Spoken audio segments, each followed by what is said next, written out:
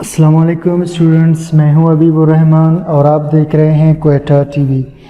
Students, आज का हमारा लेक्चर होगा why do atoms form chemical bond. क्यों एटम्स केमिकल बॉन्ड बनाते हैं। स्टूडेंट्स, केमिकल बॉन्ड, केमिकल को या कीमियाई को कहते हैं और बॉन्ड का मतलब होता है जुड़ना। यानी एटम्स आपस में क्यों जुड़ते हैं। जैसे सोडियम और क्लोराइड आपस में चार्जेस के थ्रू जुड़ रहे हैं। हाइड्रोजन के साथ इलेक्ट्रॉन की शेयरिंग के ज़रिए जुड़ रहा होता है। तो अब ये एटम्स ये भी जुड़ रहे हैं, ये भी जुड़ रहे हैं। अब सवाल ये है कि आपस में क्यों जुड़ते हैं। तो आज हम इसी को समझने की कोशिश करेंगे। तो चलिए स्टार्ट करते हैं।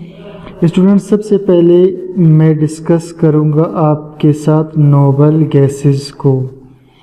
पीरियोडिक टेबल के अंदर आप जानते हैं नोबल गैसेस का एक ग्रुप होता है जिसमें helium, neon, argon, krypton, xenon और रेडॉन जैसे एलिमेंट्स मौजूद होते हैं। अब स्टूडेंट्स, अगर सबसे पहले हम इस हीलियम को एक्सप्लेन करना चाहें स्ट्रक्चर के बेसिस पर, ठीक, तो इसमें आप जानते हैं कि इसके बीच में न्यूक्लियस होता है जिसमें इसके 2 प्रोटॉन होते हैं और 2 ही इसके अंदर न्यूट्रॉन होते हैं।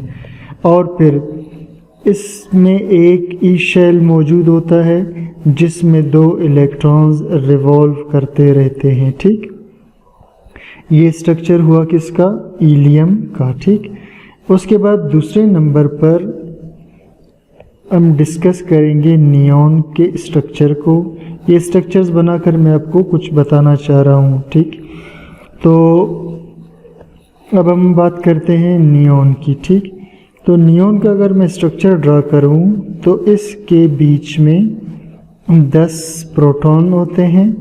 ठीक, और 10 ही इसमें न्यूट्रॉन्स होते हैं। ठीक है, 10 इसमें न्यूट्रॉन। अब इसमें प्रोटॉन अगर 10 हैं तो इसमें इलेक्ट्रॉन भी कितने होंगे, 10 ही होंगे।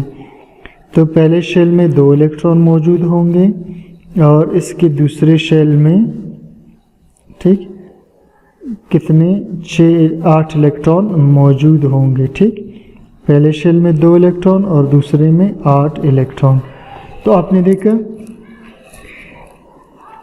अच्छा, अब अगर आप गौर करें के शेल, ठीक है, के शेल में ज़्यादा से ज़्यादा 2 इलेक्ट्रॉन आते हैं। एल शेल में ज़्यादा से ज़्यादा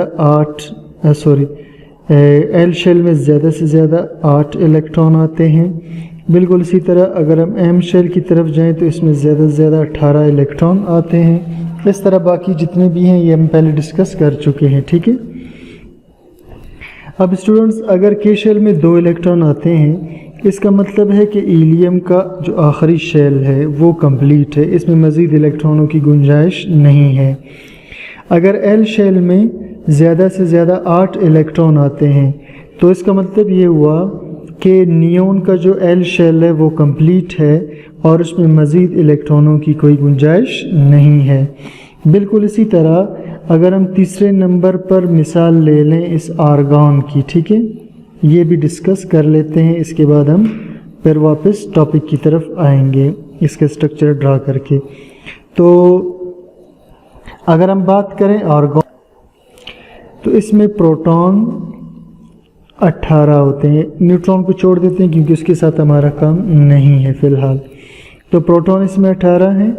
तो पहले शेल में इसके 2 इलेक्ट्रॉन आएंगे और दूसरा शेल क्या है, एल शेल। ठीक, इसके अंदर आएंगे 8 इलेक्ट्रॉन, ये 10 हो गए। मज़ीद कितने इलेक्ट्रॉन चाहिए, 8। तो तीसरे शेल में इसके फिर आएंगे 8 इलेक्ट्रॉन। सही,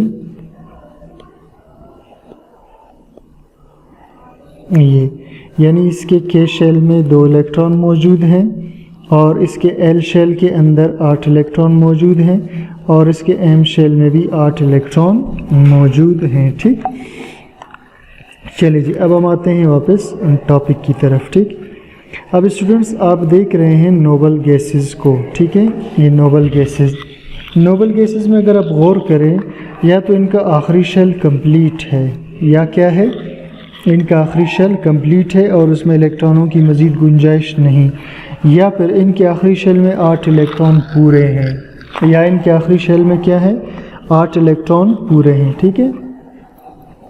तो जब आखिरी शेल कंप्लीट हो या आखिरी शेल में 8 इलेक्ट्रॉन मौजूद हो तो इसमें मज़ीद इलेक्ट्रॉनों की गुंजाइश नहीं होती, और जब मज़ीद इलेक्ट्रॉनों की गुंजाइश इन शेल्स में नहीं है, इसका मतलब है कोई एक्स्ट्रा इलेक्ट्रॉन इन शेल्स के अंदर इंटर भी नहीं हो सकता। जब कोई इलेक्ट्रॉन इनमें इंटर नहीं हो सकता तो फिर ये एटम्स किसी के साथ जुड़ भी नहीं सकते, किसी के साथ केमिकल बॉन्ड भी नहीं बना सकते, इसलिए इनको कहा जाता है नोबल गैसेस। क्या कहते हैं इनको?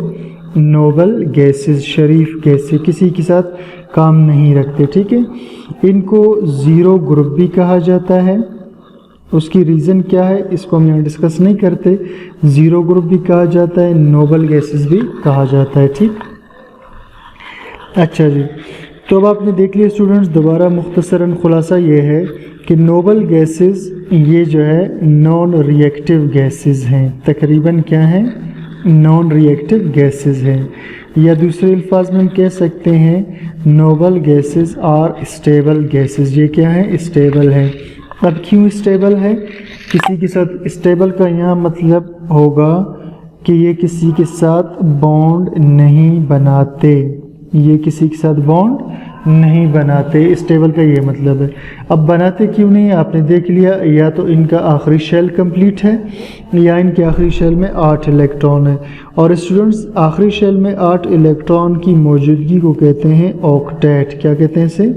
ऑक्टेट। यानी इनका हम कह सकते हैं इनका ऑक्टेट कंप्लीट है, आखिरी शेल में 8 इलेक्ट्रॉन कंप्लीट है। अब स्टूडेंट्स गौर से सुने, जिस एटम का आखिरी शेल कंप्लीट हो या उसमें 8 इलेक्ट्रॉन हो तो वो बॉन्ड फार्मेशन में हिस्सा नहीं लेगा, या दूसरे अल्फाज में हम कहेंगे वो स्टेबल हो जाएगा। अब दूसरे जितने भी एटम्स हैं वो सब कोशिश करते हैं कि या इसकी तरह हो जाएं या इसकी तरह हो जाएं या इसकी तरह हो जाएं, यानी हमारा भी आखिरी शेल कंप्लीट हो और हम स्टेबल हो जाएं। तो इसी स्टेबिलिटी के लिए एटम्स बॉन्ड भी बनाते हैं और इलेक्ट्रॉन लेते और देते भी हैं। अब मिसाल के तौर पर ले लेते हैं सोडियम के एटम को। सोडियम में प्रोटॉन 11 है, ठीक है। कितने प्रोटॉन इसके अंदर? 11। अब इसके पहले शेल में 2 इलेक्ट्रॉन मौजूद हैं, इसके दूसरे शेल के अंदर 8 इलेक्ट्रॉन मौजूद हैं, ये सोडियम की मैं बात कर रहा हूँ, ठीक है। और तीसरे शेल में इसका 1 इलेक्ट्रॉन मौजूद है। तो इस वक्त सोडियम में 11 प्रोटॉन है और 11 ही इसके अंदर इलेक्ट्रॉन है, ठीक है। इसके के शेल के अंदर 2 इलेक्ट्रॉन मौजूद हैं, एल शेल में 8 इलेक्ट्रॉन मौजूद हैं और इसके एम शेल के अंदर 1 इलेक्ट्रॉन मौजूद है इस वक्त, ठीक है। अब देखना जी, ये सोडियम ये चाहता है कि मैं स्टेबल हो जाऊं। सोडियम क्या चाहता है? कि मैं स्टेबल हो जाऊं। अब स्टेबल होने के लिए इसके पास 2 ऑप्शन हैं, या तो इस शेल के अंदर मज़ीद 7 इलेक्ट्रॉन इंटर हो जाएं ताकि 8 कंप्लीट हो जाएं और ये स्टेबल हो जाए। एक तरीका तो ये है स्टेबल होने का। दूसरा तरीका ये है कि ये जो लास्ट इलेक्ट्रॉन है इसको इसको किसी तरह रिमूव कर दें तो बाकी 8 इलेक्ट्रॉन इसके अंदर रह जाएंगे और ये क्या हो जाएगा? स्टेबल। तो 7 इलेक्ट्रॉन लेना मुश्किल है और 1 इलेक्ट्रॉन देना आसान। तो सोडियम क्या करेगा? अपना 1 इलेक्ट्रॉन रिमूव कर देगा, ठीक, अपना 1 इलेक्ट्रॉन दे देगा। और इलेक्ट्रॉन के देने के बाद सोडियम की कंडीशन इस तरह हो जाएगी, देखें, पहले शेल में 2 इलेक्ट्रॉन रहे और दूसरे शेल में 8 इलेक्ट्रॉन आ गए, ठीक। अब जो तीसरा शेल था, ठीक है, जिसमें 1 इलेक्ट्रॉन मौजूद था, तो इस इलेक्ट्रॉन को अगर निकाल दें तो तीसरे शेल का वजूद ख़त्म हो जाएगा, ठीक। अब सोडियम के अंदर कंडीशन ये है कि इसके के शेल में 2 इलेक्ट्रॉन हैं और एल शेल में 8 इलेक्ट्रॉन। अब स्टूडेंट्स आप देखिए इसका आखिरी शेल कंप्लीट हो चुका है तो सोडियम अब स्टेबल हो गया, लेकिन इस स्टेबिलिटी के दौरान सोडियम पे चार्ज आ चुका है। क्या आ चुका है? चार्ज। चार्ज कहाँ से आया? यहाँ सोडियम के पास प्रोटॉन 11 थे, इलेक्ट्रॉन भी 11, यानी 11 प्लस चार्ज 11 माइनस कैंसिल होकर के चार्ज 0। यहाँ सोडियम पे कोई चार्ज नहीं था। इसके मुकाबले में अगर आप यहाँ देखते हैं तो सोडियम के पास प्रोटॉन तो 11 ही हैं, लेकिन सोडियम के पास जो इलेक्ट्रॉन है वो अब 10 हो चुके, यानी प्लस चार्ज 11 हैं और माइनस चार्ज 10। तो 10 माइनस 10 प्लस के साथ कट सकता है, एक प्लस रह जाएगा जिसे हम सोडियम के ऊपर शो करते हैं। तो सोडियम पे चार्ज आ चुका है, सही। बिल्कुल इसी तरह स्टूडेंट्स अगर इस तरफ यहाँ हम आ जाएं, क्लोरीन के स्ट्रक्चर को ड्रा कर दें, ठीक है। अब क्लोरीन के स्ट्रक्चर पर अगर आप गौर करें, इसमें प्रोटॉन 17 हैं। तो अगर प्रोटॉन 17 हैं तो इसमें लाजमी बात है इलेक्ट्रॉन भी कितने हो जाएंगे? 17। पहले शेल के अंदर इसके 2 इलेक्ट्रॉन, दूसरे में 8 इलेक्ट्रॉन और तीसरे शेल के अंदर इसमें 7 इलेक्ट्रॉन। अब अगर क्लोरीन किसी तरीके से एक इलेक्ट्रॉन और ले लें तो इसका आखिरी शेल कंप्लीट हो जाएगा और ये भी नोबल गैस की तरह स्टेबल हो जाएगा। तो क्लोरीन क्या करता है कि एक इलेक्ट्रॉन कहीं से ले लेता है, या फ़र्ज़ करें वो इलेक्ट्रॉन जो सोडियम ने छोड़ दिया था, ठीक है, उसी इलेक्ट्रॉन को क्लोरीन ले लेता है और फिर क्लोरीन का आखिरी शेल भी कंप्लीट हो जाता है, जिस तरह के नोबल गैसेस का आखिरी शेल कंप्लीट था, ठीक। तो ये स्टूडेंट ये इलेक्ट्रॉन इसके अंदर अभी इंटर हुआ है। तो अब अगर आप गौर करें तो क्लोरीन में पहले प्रोटॉन 17 थे, इलेक्ट्रॉन भी 17, यानी 17 प्लस 17 माइनस चार्ज कैंसिल होकर 0। तो यहाँ क्लोरीन पे कोई चार्ज नहीं था। लेकिन यहाँ पर अगर आप देखें क्लोरीन के पास प्रोटॉन 17 हैं लेकिन इलेक्ट्रॉन 18 हो चुके, यानी प्लस चार्ज 17 है माइनस 18। 17 प्लस 17 माइनस से कटेगा तो -1 रह जाएगा, जिसे हम क्लोराइड के ऊपर शो करते हैं, ठीक है। तो अब देखिए जी इन दोनों केसेस में, ठीक है, दोनों स्टेबल हो गए, यानी यहाँ पर क्लोरीन इलेक्ट्रॉन लेकर स्टेबल हुआ, सोडियम इलेक्ट्रॉन छोड़कर स्टेबल हुआ। लेकिन स्टेबिलिटी की वजह से इन दोनों पे क्या आ चुका है? चार्ज आ चुका है, ठीक है। इस पे प्लस चार्ज, इस पर माइनस चार्ज। अब क्या होगा कि सोडियम जिस पर प्लस चार्ज है और क्लोराइड जिस पर माइनस चार्ज मौजूद है, ये दोनों एक दूसरे, ये चार्जेस एक दूसरे को क्या करेंगे? अट्रैक्ट करेंगे, और इस अट्रैक्शन की वजह से इनके दरमियान एक बॉन्ड बनेगा जिसे हम कहते हैं आयोनिक बॉन्ड, ठीक। अब स्टूडेंट्स आपको ये क्लियर हो चुका होगा कि एटम्स क्यों बॉन्ड बनाते हैं, ठीक है। एटम इसलिए बॉन्ड बनाते हैं ताकि इलेक्ट्रॉन देकर या इलेक्ट्रॉन लेकर स्टेबल हो जाएं, आखिरी शेल कंप्लीट हो जाए। तो स्टेबल होने के लिए बॉन्ड बनाते हैं। अब स्टूडेंट्स एक और एग्जांपल हम अगर ले लें, फ़र्ज़ करें ये हाइड्रोजन का एक एटम है जिसके आखिरी शेल में एक इलेक्ट्रॉन है, साथ में हाइड्रोजन का एक और एटम है और इसमें भी एक इलेक्ट्रॉन है, ठीक है। अब ये दोनों अनस्टेबल है। क्यों? स्टेबिलिटी कब आती है? जब आखिरी शेल में या तो 2 इलेक्ट्रॉन हो या 8 इलेक्ट्रॉन हो, और इस वक्त अगर आप देखें तो इसमें एक इलेक्ट्रॉन है। तो ये दोनों क्या करते हैं? ये दोनों हाइड्रोजन, ठीक है, ये अपने इलेक्ट्रॉनों की शेयरिंग कर लेते हैं। ये क्या करते हैं? अपने इलेक्ट्रॉनों की आपस में शेयरिंग कर लेते हैं और शेयरिंग करके यहाँ पर आपस में बॉन्ड बना लेते हैं, ठीक है, इस तरह से। तो अब आपने देखा कि एटम, अब स्टूडेंट्स अगर आप इधर देखें, ये जो ब्लैक वाला हाइड्रोजन है, ठीक है, ये इसका अपना, ये ब्लैक वाले का, ठीक है, एक तरफ इसका अपना इलेक्ट्रॉन मौजूद है, ये वाला, ठीक। और ये जो सुर्ख वाला हाइड्रोजन है इसका भी जो है इलेक्ट्रॉन इसके अंदर आ चुका। तो अब ये जो 2 इलेक्ट्रॉन है ये इस हाइड्रोजन के लिए भी काउंट होंगे। और बिल्कुल इसी तरह अगर आप इसे देखें, ये इसका अपना इलेक्ट्रॉन और दूसरा ये इसके अंदर आ चुका, तो इसके लिए भी 2 इलेक्ट्रॉन हो चुके। तो दोनों के आखिरी शेल में 2-2 इलेक्ट्रॉन कंसीडर करेंगे और हम कहेंगे दोनों स्टेबल हो गए, क्योंकि दोनों के आखिरी शेल में 2-2 इलेक्ट्रॉन है।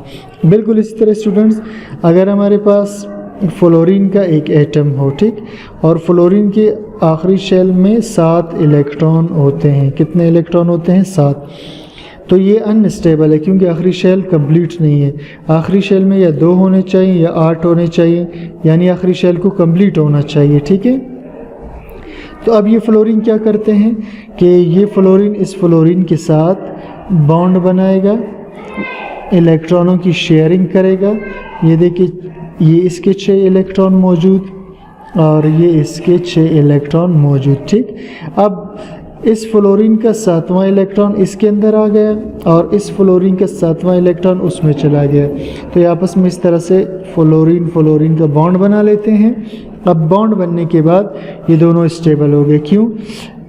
ये देखिए आप ज़रा, अगर इसके शेल को देखें तो इसके अपने शेल के 7 इलेक्ट्रॉन मौजूद है, एक और भी अंदर आ गया तो 8 हो गए। इस तरह इसके भी आप देखिए गौर से 7 इलेक्ट्रॉन पहले से मौजूद थे इसके शेल में, एक और भी अंदर आ चुका है तो इसके भी 8 पूरे हो गए। तो इस तरह एटम्स बॉन्ड बनाते हैं ताकि वो स्टेबल हो जाए। तो स्टूडेंट्स, उम्मीद करता हूँ आज का टॉपिक आपको समझ में आ गया होगा। तो चैनल को सब्सक्राइब कीजिए, लाइक कीजिए, दोस्तों के साथ शेयर कीजिए ताकि ज़्यादा से ज़्यादा लोगों तक ये वीडियो पहुँच सके। Thank you for watching.